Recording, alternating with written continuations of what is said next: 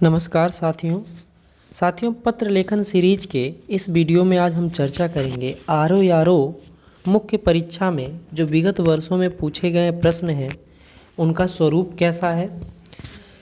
साथियों जब आप देखेंगे तो आप देखेंगे कि ऐसा माना जाता है, बहुधा ये माना जाता है कि अर्धशासकीय पत्र पिछले कुछ वर्षों से ऐसा ट्रेंड रहा है। कोई भी पत्र लेखन का जब भी पेपर हुआ है किसी भी परीक्षा की दोस्तों, तो उसमें ऐसा देखा गया है कि अर्धशासकीय पत्र अगर 3 सवाल है 4 सवाल है तो उनमें एक सवाल अर्धशासकीय पत्र से संबंधित है। ऐसे में दोस्तों पत्र लेखन का महत्व ही यही है कि इसका सिलेबस या यूँ कहिए इसका पाठ्यक्रम अति संक्षिप्त है, और अगर आपने बहुत अच्छे से प्रैक्टिस किया है, अभ्यास किया है, तो आप थोड़े से ही अभ्यास में एक अच्छा नंबर प्राप्त कर सकते हैं, जो आपको मुख्य परीक्षा में निश्चित तौर पे सफलता के लिए ज़रूरी है। दोस्तों जब विगत वर्षों में पूछे गए प्रश्नों की बात करते हैं तो सबसे पहले दोस्तों 2010 के सामान्य चयन में आप देखेंगे जो पहला सवाल पूछा है वो ये पूछा है, परिपत्र की परिभाषा देते हुए उसे सोदाहरण समझाइए। दोस्तों इस प्रश्न में आपको 2 आंसर लिखने हैं। पहला कि परिपत्र की परिभाषा क्या है, दूसरा दोस्तों उसका उदाहरण देना है। यहाँ आप सिर्फ प्रारूप नहीं लिखेंगे बल्कि आप एक विषय चुनेंगे, उस विषय पे एक पूरा पत्र अपनी ओर से लिखेंगे। दूसरा जो प्रश्न है दोस्तों वो है टिप्पण की परिभाषा दीजिए और उसके भेदों को समझाइए। ये थोड़ा आसान है दोस्तों, क्योंकि यहाँ आपको टिप्पण लिखना नहीं है, सिर्फ परिभाषा देना और उसके भेदों को समझाना है।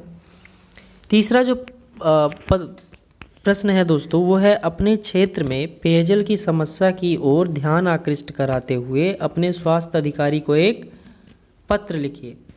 दोस्तों ये जो प्रश्न है ये आप जैसे साधारण तौर पे प्रार्थना पत्र लिखते थे बिल्कुल उसी तरीके से लिखना है। तो हम कह सकते हैं कि 2010 का पेपर जो था दोस्तों अगर देखा जाए तो अपेक्षाकृत सरल ही था। उसके बाद जब दोस्तों 2010 के विशेष चयन की बात करते हैं तो देखिए परिपत्र वहाँ भी पूछा था और परिपत्र यहाँ भी पूछ लिया। अंतर बस इतना किया है दोस्तों कि यहाँ जो परिपत्र दिया है उस परिपत्र में आप देखेंगे कि यहाँ परिपत्र की परिभाषा देते हुए उसका प्रारूप प्रस्तुत कीजिए। यहाँ आपको अपनी तरफ से विषय वस्तु नहीं लिखना है, केवल परिपत्र की परिभाषा देते हुए उसका प्रारूप बना देना है। अगला जो प्रश्न है दोस्तों प्रतिवेदन की परिभाषा देते हुए उसे उदाहरण समझाइए। अब आप समझ रहे होंगे दोस्तों कि यहाँ प्रतिवेदन की परिभाषा देनी है और उसके एक उस जैसा एक पत्र लिख के आपको अपना आंसर पूरा करना है। तीसरा जो सवाल है दोस्तों बिल्कुल 2010 के सामान्य चयन जैसा ही है, बस विषय बदल गया है। अपने क्षेत्र में विद्युत समस्या की ओर ध्यान आकृष्ट करते हुए अपने विद्युत वितरण खंड के अधिशासी अभियंता को एक पत्र लिखिए। ये बिल्कुल 2010 के तीसरे प्रश्न की तरह है दोस्तों। उसके बाद दोस्तों जब हम 2013 सामान्य चयन की बात करते हैं तो यहाँ देखिए एक अर्धशासकीय पत्र का